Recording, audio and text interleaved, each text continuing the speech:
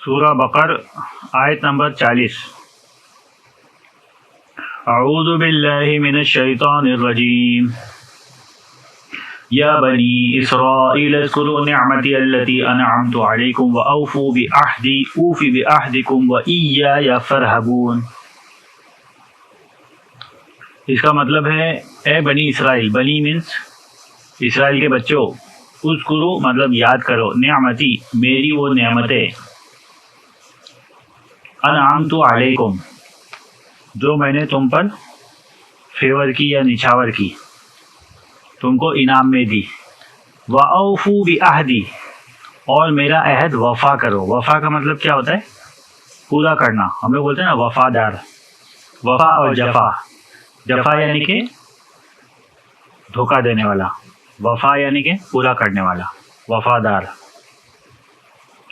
तो व औफू बिअहदी मेरा अहद पूरा करो, ऊफ़ी बिअहदिकुम मैं तुम्हारा अहद पूरा करूँगा। अहद मतलब प्रॉमिस या कोवनेंट। व इय्याया फरहबूनी, ये क्या है? फरहबूनी, नी का मतलब होता है मुझसे, और सिर्फ मुझसे ही डरो। रहब, रहब का मतलब होता है डरना। फरहबून, ये फ़ा का मतलब होता है बस, बस तुम सब, वाव नून, बस तुम सब मुझसे ही डरो। तो चिल्ड्रन ऑफ इसराइल कौन है? इसराइल का मतलब याकूब अलैहिस्सलाम, इब्राहिम अलैहिस्सलाम के बेटे इसहाक, इसहाक के बेटे याकूब। याकूब अलैहिस्सलाम को कहते थे इसराइल। उनके 12 बेटे हुए, जिनमें से एक यूसुफ अलैहिस्सलाम है। तो 12 बेटों के जो बच्चे हुए ना, वो चिल्ड्रन ऑफ इसराइल कहलाते हैं। उनमें सबसे ज़्यादा जो मल्टीपल हुए बच्चे वो किसके हुए? यहूदा के हुए, यहूदा। तो यहूदा वो फिर जहाँ पर जाकर बसे वो कहलाया यहूदिया, और वो जिस अल्लाह को या जिस खुदा को मानते थे, लोगों ने कहा कि ये जिस खुदा को मानता है तो वो कहलाते हैं यहूदी। यहूदा, यहूदिया और उसको मानने वाले यहूदी।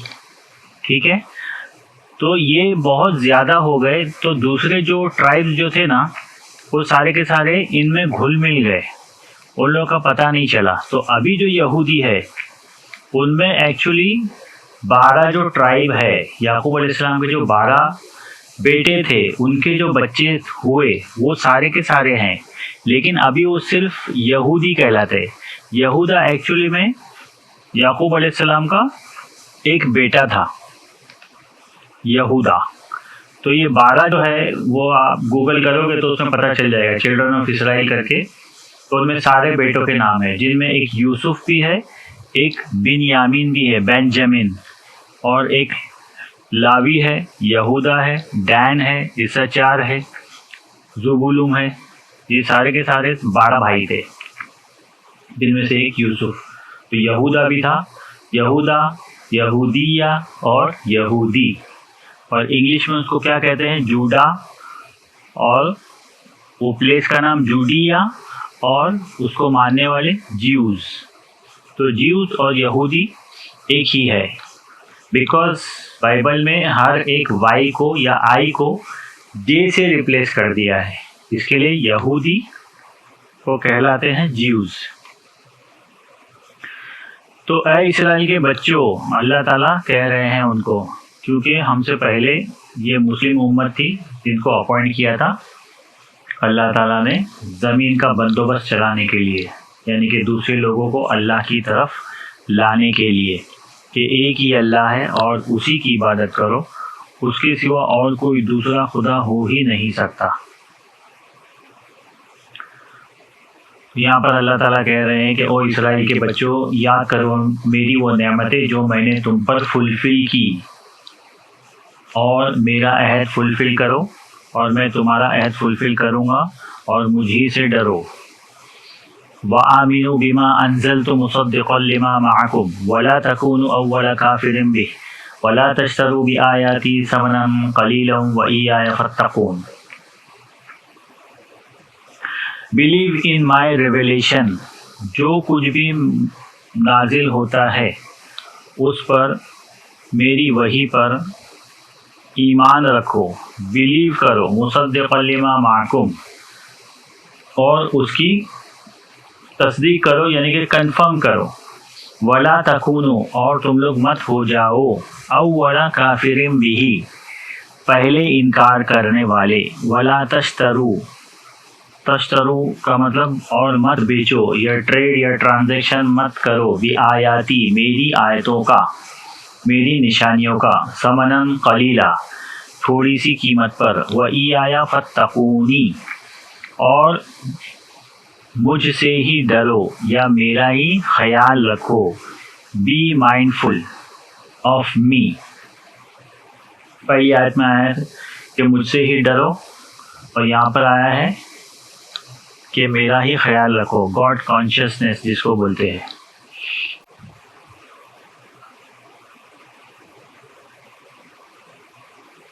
देखो 12 ज़ोडिएक साइन है ना, 12 ज़ोडिएक साइन और 12 ट्राइब ऑफ इसराइल। देखो इसमें ये क्या है, बेंजामिन, बिन्यामीन, और डैन, लीवाई, ये Gad, Reuben, Judah, Zebulun, Naphtali, Asher, Joseph, Simon, Issachar. तो ये सारे के सारे कौन हैं? ये लड़के थे याकूब अलैहिस्सलाम के, बच्चे थे, उन पर ये 12 ट्राइब ऑफ इसराइल बने। Tribe of Asher, tribe of Benjamin, Dan, Simon, Issachar, Judah, यहूदा, Zebulun, Naphtali, Gad, Levi, Joseph, Reuben. समझ में आ गया अभी आपको? हाँ। उसी तरीके से इन लोगों ने क्या किया था, इसराइल को उसको डिवाइड कर लिया था कि कौन सा ट्राइब कहाँ पर रहेगा। ये ज़ोडिएक साइन भी बाद में इन्हीं के ऊपर बने हैं। एक्चुअली जो रोमन लोगों से कॉपी किए हैं, रोमन लोग जो प्लैनेट्स की जो पूजा करते थे, वर्शिप करते थे, उससे ही बाद में फिर ये बाद में चले हैं। ये देखो ये फिर स्टोन भी है, स्टोन उससे अलग अलग कलर इन लोगों ने बनाए कि रूबन का कौन सा कलर है, साइमन का टोपैज है, लीवाई का कैरबेंकल है, जूडा एमेरल्ड है, सेफायर, डायमंड, लीगर, ये सब अलग अलग है। तो 12 बच्चों से 12 ट्राइब बने, उसी से फिर बाकी ये सब सारी चीज़ें जो ज्योतिष विद्या और ये जितनी भी चीज़ें होती है ना, एस्ट्रोलॉजी और ज़ोडिएक साइन, वो सारी की सारी जो हर चीज़ सब यहीं से शुरू हुई। उसके बाद में इसराइल का मैप है। इसराइल का मैप फिर कैसे डिवाइड किया था, कौन सा ट्राइब कहाँ पर रहेगा। सबसे ऊपर देखो ये जो लेबनान को टच होता है वो आशर है, नफ्ताली है, मनासे, जबुलून, इसाचार, फिर इफ्राइम। ये मनासे और इफ्राइम कौन है? यूसुफ अलैहिस्सलाम के 2 बच्चे थे, ये उन लोगों के ऊपर ये ट्राइब है। तो इसमें ट्राइब ऑफ यूसुफ नहीं है, जोसेफ नहीं है, उनके बच्चों के 2 ट्राइब है, मनासे और इफ्राइम। ये डैन का ट्राइब है, ये गैड का ट्राइब है, रूबन है, जूडा है, साइमन है। देखो यहूदा का ट्राइब है ना, वो सबसे बड़ा है। ये उन्होंने सबसे ज़्यादा लैंड ऑक्यूपाई किया है क्योंकि वो उनके बच्चे सबसे ज़्यादा थे, जूडा। ठीक है, ये अब इतना समझ में आ गया चिल्ड्रन ऑफ इसराइल कौन थे। अब इन लोगों को कहा गया है कि बिलीव करो जो कुछ भी तुम पर नाजिल हुआ है और कंफर्म करो, और वला तकुनु अव्वला काफिरिन भी, और तुम लोग पहले इनकार करने वाले पहले तुम लोग मत बनो, और मेरी आयतों को थोड़ी कीमत पर मत बेचो, व ई आया फत्तकून and be mindful of me. इसका मतलब ये है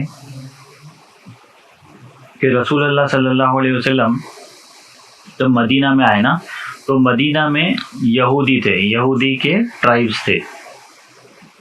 अब ये लोग मदीना में क्यों आए थे इसराइल को छोड़कर?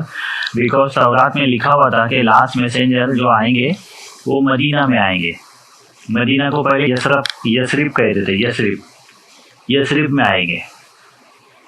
वहाँ पर बहुत सारे पाम ट्री होंगे, डेट पाम, वहाँ पर वो आएंगे, तो तुम उनके ऊपर बिलीव कर लेना।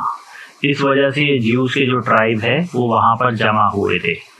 लेकिन जब रसूलुल्लाह सल्लल्लाहु अलैहि वसल्लम मदीना आए तो इन लोगों ने नहीं माना, और न खुद माना, बल्कि क्या किया, इन लोग के पास तौरात थी। अब जिसके पास होली स्क्रिप्चर होती है उन लोगों को लोग मौलाना, शेख एंड बड़ा स्कॉलर समझते हैं, क्योंकि बाकी मदीना के जो लोग थे और मक्का के जो लोग थे उन लोग के पास कोई भी किताब नहीं थी, आसमानी किताब। वो लोग बेचारे एकदम अनपढ़ थे, अनपढ़। तो ज्यूज लोग उन लोग को क्या कहते थे, उम्मी कहते थे। उम्मी मतलब गूंगा, डम एकदम। और जो नॉन ज्यूज है, अनटचेबल्स, अनटचेबल, अछूत, जेंटाइल बोलते थे लोग, जेंटाइल। जो नॉन ज्यूज होते थे उन लोग को ये लोग बहुत डिग्रेड करके पुकारते थे। जैसे कि यहाँ पर अछूत लोगों को अनटचेबल्स कहते थे ना पहले, उन लोग को कोई टच नहीं कहता था, टच नहीं करता था, और हरिजन कहता था, क्योंकि उन लोग के पास कुछ भी नहीं था। तो वैसे ही ज्यूज लोग अरब लोगों को डिग्रेड करते थे कि तुम लोग तो एकदम बेकार, एकदम जानवरों की तरह हो, तुम्हारे पास कोई किताब भी नहीं है। अब वो लोग जो बेचारे थे वो लोग इन लोग को बहुत स्कॉलर और मौलाना और शेख समझते थे। तो जब रसूलुल्लाह सल्लल्लाहु अलैहि वसल्लम मक्का में आए और उन्होंने कहा कि मैं अल्लाह का नबी हूँ, तो वहाँ के कुछ लोग ज्यूज लोगों के पास गए, क्योंकि इनके पास अल्लाह की किताब थी। इन लोगों से पूछा, और मदीना के भी लोगों ने पूछा कि अब ये मोहम्मद मदीने में आए हैं, तो आप लोगों के पास तो किताब है, आप लोगों की किताबों में कुछ इनके बारे में निशानियां हैं क्या? तो इन लोगों ने क्या किया, इन लोगों को मालूम था कि रसूलुल्लाह सल्लल्लाहु अलैहि वसल्लम अल्लाह के नबी हैं। आगे आयत में अल्लाह ताला बताते हैं कि ये लोग मोहम्मद को सल्लल्लाहु अलैहि वसल्लम ऐसे पहचानते थे जैसे कोई अपने बच्चों को पहचानता है। बिल्कुल अच्छी तरह पहचान गए थे, लेकिन उसके बाद में इन लोगों ने इनकार किया, सब कुछ जानते हुए इनकार किया। क्यों? क्योंकि वो जेंटाइल में से आए, मतलब जिनको ये लोग नीच कौम समझते थे, ये लोग समझते थे नीच कौम वो लोग थे नहीं, ये लोग उनको उम्मी समझते थे। उम्मी मतलब नॉन ज्यूज, क्योंकि रसूलुल्लाह सल्लल्लाहु अलैहि वसल्लम नॉन ज्यूज में से आए। तो इसके लिए सिर्फ इस वजह से उन लोगों ने रसूलुल्लाह को नहीं माना। उन लोग यही सोचते थे कि लास्ट मैसेंजर भी चिल्ड्रन ऑफ इसराइल में से ही आएगा या बनी इसराइल में से आएगा, लेकिन वो आया कौन सी लीनियज में? इस्माइल की लीनियज में। इब्राहिम अलैहिस्सलाम के 2 बेटे हुए, इस्माइल अलैहिस्सलाम पहले बेटे, दूसरे बेटे इसहाक। तो इसहाक की लीनियज में ये लोग सोचते थे कि आखिर मैसेंजर भी उसी लीनियज में आएगा, लेकिन वो आए बनु इस्माइल में। इस वजह से सिर्फ इन लोगों ने नहीं माना, और ख़ुद नहीं माना, दूसरे लोगों को भी मना कर दिया कि नहीं नहीं नहीं नहीं, ये वो नहीं है जो हमारी किताब में लिखा हुआ है, साफ मना कर दिया। तो वो लोग उन लोगों के ईमान न लाने का सबब ये लोग बने। अब तुम सोच लो ज़रा कि मॉडर्न वर्ल्ड को कौन कंट्रोल कर रहा है? ज्यूज़ और क्रिश्चियन। आज से 100 साल पहले तक ज्यूज़ और क्रिश्चियन भी एक दूसरे के दुश्मन थे, लेकिन आज दोनों एक दूसरे के दोस्त हैं, वो भी कुछ वर्ल्डली बेनिफिट की वजह से। अब क्रिश्चियनिटी तो ज्यूज़ में से ही, ज्यूज़ की ऑफशूट है ईसा अलैहिस्सलाम के बाद में, क्योंकि ईसा अलैहिस्सलाम भी ज्यू थे। अब उनके जो डिसाइपल थे वो भी ज्यू थे। तो ये ज्यूज़ लोग उन लोग को क्या कहते थे कि ये हमारी ही एक सेक्ट है, एक फ़िरका है, ज्यूज़ का ही एक फ़िरका है। जैसे कि आज मुस्लिम्स लोगों में बहुत सारे फ़िरके हैं ना, उसी तरह ये लोग भी वही कहते थे कि ये एक फ़िरका है, और उन लोग को ये लोग डिग्रेड करने के लिए क्या कहते थे? ईसाई है ये लोग, ईसाई। ईसा से क्या बोलते थे? ईसाई। ये लोग ईसा को मानने वाले। तो उन लोग को ये लोग डिग्रेड करते थे। अब क्या हुआ है कि अगर ये लोग मान लेते, क्योंकि तौरात में जो ओल्ड टेस्टामेंट है, ओल्ड टेस्टामेंट, न्यू टेस्टामेंट, सब में रसूलुल्लाह की प्रोफेसी है। अगर ये लोग मान लेते तो आज क्या होता था, वर्ल्ड का जो सिचुएशन है ना वो कुछ और होती थी। क्योंकि जो डोमिनेट कर रहा है और उन लोगों को पूरा मालूम है कि मोहम्मद सल्लल्लाहु अलैहि वसल्लम कौन है, तो जो रूल कर रहा है वही अगर मान लेगा, तब आप सोचो कि आज वर्ल्ड की सिचुएशन क्या होती थी, कि पूरी वर्ल्ड जो है वो रसूलुल्लाह को मानती थी और उनको बहुत ही अच्छा इंसान समझती थी। लेकिन इन लोगों ने क्या किया, माना भी नहीं बल्कि बहुत ज़्यादा एलिगेशन लगाए रसूलुल्लाह के ऊपर। रसूलुल्लाह सल्लल्लाहु अलैहि वसल्लम के ऊपर ऐसे ऐसे एलिगेशन लगाए कि आज हम लोगों को उसको जस्टिफाई करना मुश्किल हो जाता है। क्योंकि हमारी किताबों में, हमारी जो पुरानी किताबें हैं उसमें भी उनके बारे में बहुत सारी गलत बातें लिखी हुई है। तो जो नॉन मुस्लिम है वो हमारी ही किताबें पढ़ पढ़ कर हमको बताते हैं कि देखो तुम्हारे ही अपने मौलानाओं ने, शेखों ने रसूलुल्लाह के बारे में ऐसी ऐसी बातें लिखी है। लेकिन हम मुस्लिम लोग क्या है, वो पढ़े तो है नहीं, हम लोगों ने नहीं पढ़ा है। लेकिन कोई जब क्रिश्चियन ऐसे एलिगेशन लगाता है या हिंदू ऐसे एलिगेशन लगाता है तो हम लोग को गुस्सा आता है। लेकिन वो लोग बोलते हैं कि देखो ये तो हमने तुम्हारी किताबों में से ही लिया है, रेफरेंस तुम्हारी किताबों में से ही हमने लिया है। तो यहाँ पर क्या हुआ है कि इन लोगों ने नहीं माना और उसके बाद में, ना मानने के बाद में एलिगेशन लगाए बहुत बुरे बुरे। तो आज दुनिया की जो सिचुएशन है वो बहुत ही बिल्कुल डिफरेंट है। अगर ये लोग मान लेते तो बाकी जितने भी लोग हैं ना, बाकी दुनिया में जितने भी रिलीजन है वो सब, देखो आज क्रिश्चियन और जीव डोमिनेट कर रहे हैं तो सब लोग उनकी ही कॉपी करना चाहते हैं। बाकी जितने भी दुनिया में रिलीजन है वो सब इनके नीचे हैं। वो सब इनके देशों में जाकर कमाना चाहते हैं, वहाँ पर जाकर बसना चाहते हैं, उनका जो सिस्टम है उसको फॉलो करना चाहते हैं, सब कुछ उनका अपनाना चाहते हैं, सब कुछ उनका स्टाइल, हॉलीवुड मूवीज़, और वो क्या पहनते हैं, वो कैसे चलते हैं, वो कैसे दिखते हैं, सब कुछ वही फॉलो करते हैं। तो जितने भी दुनिया में रिलीजन है ना वो सब इनको ही फॉलो करते हैं। तो अगर ये लोग अगर रसूलुल्लाह को मान लेते थे तो आज सारी की सारी दुनिया मुस्लिम होती थी और वो भी सब लोग अल्लाह को मान रही होती। लेकिन आज क्या हो गया है, नॉन मुस्लिम कहता है कि नहीं तुम्हारा अल्लाह अलग है और हमारा जो भगवान है, जो खुदा है वो अलग है। ज्यूज़ लोग कहते हैं कि हमारा इलाह वो अलग है और तुम्हारा अल्लाह, कुरान का अल्लाह वो अलग है, हमारा इलाह अलग है। हमारा क्रिश्चियन लोग कहते हैं कि हमारा जो खुदा है वो जीसस क्राइस्ट है, तुम्हारा अल्लाह अलग है। हिंदू भी यही कहते हैं। अगर आज उनको ये कहोगे कि देखो ओम अल्लाह एक ही है, तो आज वो लोग भड़क जाते हैं, बोलते नहीं नहीं कैसे एक ही, अलग अलग है। आज से थोड़ा 10-20 साल पहले तक तो कहते थे कि हाँ ये सब एक ही है, सिर्फ रास्ते अलग अलग हैं, रास्ते अलग अलग हैं और मंजिल एक ही है, सब एक ही जगह पर जाते हैं, लेकिन ये रास्ते अलग अलग हैं। लेकिन आज कोई मानने को तैयार ही नहीं है। तो ये सब इस वजह से हुआ और कुछ हमारी करतूतों की वजह से आज दुनिया की सिचुएशन बिल्कुल डिफरेंट है। वरना दुनिया की सिचुएशन कुछ और होती अगर ज्यूज़ लोग मान लेते थे। तो अगर ज्यूज़ लोग मान लेते थे कि हाँ मोहम्मद सल्लल्लाहु अलैहि वसल्लम ही वो नबी हैं जिनका हम इंतज़ार कर रहे हैं, तो आज सिचुएशन कुछ और होती थी। खैर, आयत नंबर 42 है, वला तलबिसुल हक़्क़ बिल बातिल व तक्तुमुल हक़्क़ व अंतुम तालमून। Do not mix truth with falsehood और हाइड द ट्रूथ नोइंगली।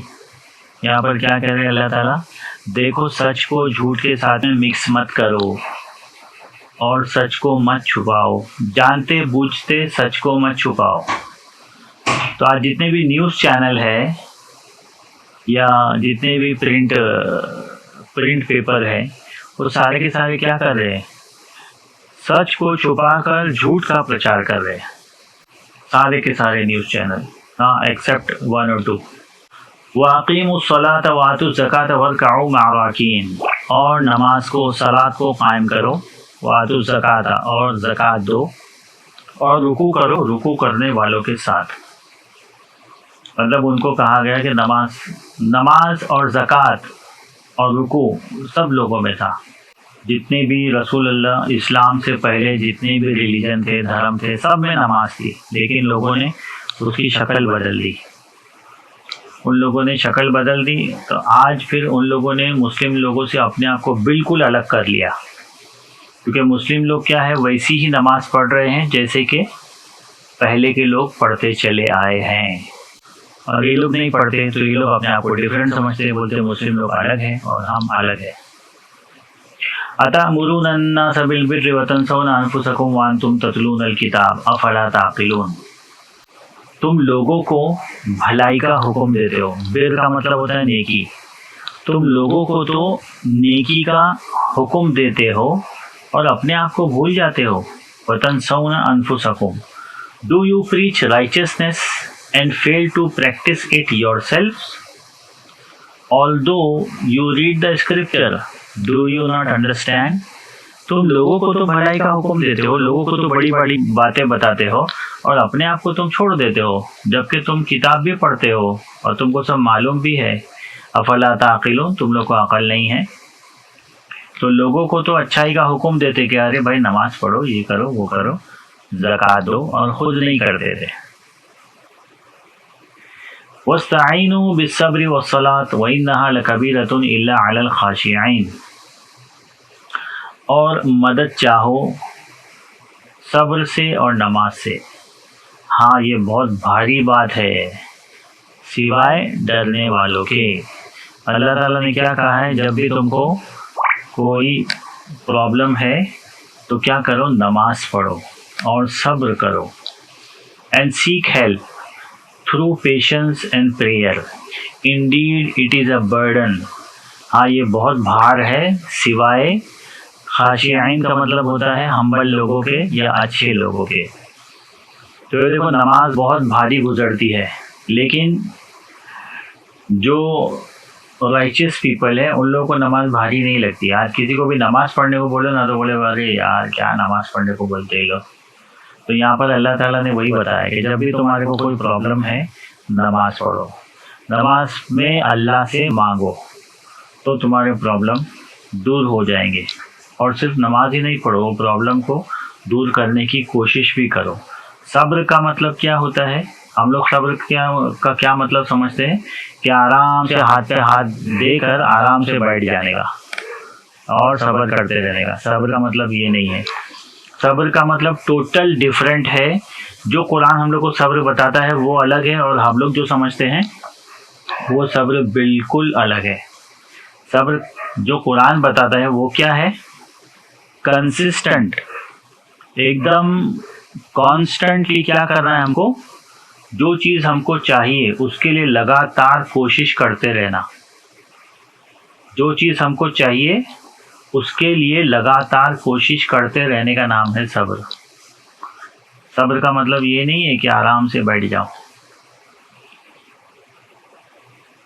हमारा जो गोल है, जो गोल हमको अचीव करना है, उसके लिए कांस्टेंट कोशिश करते रहना।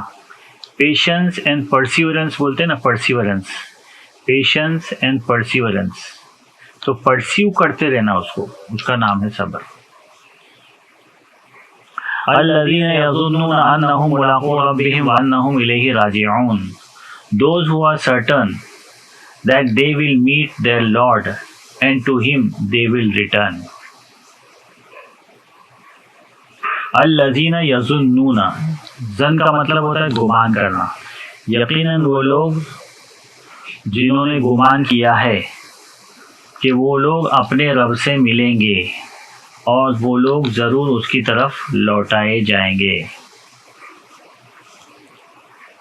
या बनी इसराइल अज़्कुरू निअमती अल्लती अनअमतु अलैकुम व अन्नी फ़ज़लतुकुम अलल आलमीन। ऐ इसराइल के बच्चों, याद करो मेरी वो नेमतें जो मैंने तुम पर की, और मैंने तुमको तमाम दुनिया पर फजीलत दी। यानी कि फजीलत का मतलब होता है मैंने तुमको ऑनर दिया सारे लोगों के ऊपर। अब ये कुरान के अंदर कितनी जगह है? 3 जगह है कि चिल्ड्रन ऑफ इसराइल, हमने तुमको सबसे ऊपर, सबसे टॉप पे हमने तुमको रखा है। अब ज्यूज लोग यही बोलते हैं कि देखो हम लोग we are the chosen people. Jews लोग क्या कहते हैं? We are the chosen people of Lord, we are the chosen people of God. हम लोग सबसे चुने गए हैं, बाकी सब लोग नहीं, बाकी सब लोग जेंटाइल है। तो लोग घमंड करते हैं, जैसे कि नाज़ी लोग घमंड करते थे कि we are the superior race, superior सुपीरियर हम लोग हैं, बाकी जितने भी लोग हैं वो लोग सब जानवर, कीड़े मकोड़े हैं। तो इसी तरीके से आज के जो ज्यूज़ हैं वो भी यही सोचते हैं, यही सोच रखते हैं कि we are the superior race and we are the chosen people of God, and बाकी जितने भी हैं वो सारे के सारे जेंटाइल हैं। जेंटाइल मतलब डर्टी, फिल्दी पीपल। जिस तरह से ब्राह्मण लोगों ने अपने आप को सुपीरियर रेस बताया ना कि हम लोग सुपीरियर हैं, बाकी सारे के सारे तो भगवान के पैरों से बने हैं, कोई पेट से बना है, कोई छाती से बना है, हम लोग सिर्फ सर से बने हैं। तो ये डिस्क्रिमिनेशन सिर्फ इंसानों ने किया। यहाँ पर भी जातिवाद है और वहाँ पर भी ज्यूज लोगों ने भी यही किए करके रखा हुआ है। तो वो लोग कहते हैं कि देखो खुद कुरान में लिखा हुआ है, खुद तुम्हारा अल्लाह कहता है कि बनी इसराइल को हमने सबसे ऊपर, सबसे टॉप पर रखा। लेकिन उनको ये कौन बताए कि हाँ, एक वक्त तक एक ओनर ने किसी को डायरेक्टर बनाया, लेकिन वो डायरेक्टर ही जब करप्शन करने लगे तो उसको उठाकर फेंक दिया जाता है, उसको फायर कर दिया जाता है। अभी लोग को ये नहीं मालूम कि हम लोग को फायर कर दिया गया है। अभी लोग वही सोच रहे हैं कि हम लोग को तो डायरेक्टर बना के रखा हुआ है, लेकिन डायरेक्टर अगर करप्शन करेगा तो उसको तो फायर कर दिया जाता है। लेकिन फिर भी वो बोले कि फायर होने के बाद में भी वो बोलेगा अरे मैं तो डायरेक्टर हूँ, तो उसकी कौन मानेगा? कोई नहीं मानेगा। तो बनी इसराइल के बाद हम लोग को अपॉइंट किया और हम लोग को भी फायर कर दिया गया। लेकिन हम लोग यही सोच रहे हैं कि आज हम लोग भी जो है ना वो डायरेक्टर है, वी आर द रूलर। लेकिन हम लोग को भी कब से उठाकर फेंक दिया गया है वो हम लोग को समझ में नहीं आ रहा है। मुस्लिम लोगों को भी समझ में नहीं आ रहा है कि उन लोग का भी कोर्ट मार्शल कर दिया गया, रस्टिकेट कर दिया गया, बैन कर दिया गया, फायर कर दिया गया। वत्तकू यौमन ला तज़्ज़ी नफ्सुन अन नफ्सिन शैअन वला युक़बलु मिन्हा शफ़ाअतुन वला युख़ज़ु मिन्हा अदलुन वला हुम युनसरून। और फिर डरो उस दिन से जिस दिन कोई भी इंसान किसी इंसान के काम नहीं आएगा, किसी का भी इन्फ्लुएंस या इंटरसेशन कबूल नहीं किया जाएगा, और वला युख़ज़ मिन्हा अदलुन, और किसी से भी कोई रैंसम, रिश्वत लेकर नहीं छोड़ा जाएगा, वला हुम युनसरून, और किसी की मदद नहीं की जाएगी। ये किससे डराया जा रहा है? जजमेंट डे से, कि जजमेंट डे से डरो जब कोई किसी के काम नहीं आएगा और किसी की सिफारिश कबूल नहीं की जाएगी और किसी से कोई पैसा लेकर छोड़ा नहीं जाएगा किसी को, और किसी की भी मदद नहीं की जाएगी। ठीक है, तो आज यहीं तक रखते हैं। उसके बाद में यहाँ से थोड़ा सा ये टॉपिक चेंज होगा, मूसा अलैहिस्सलाम के बारे में और फिरौन के बारे में आएगा।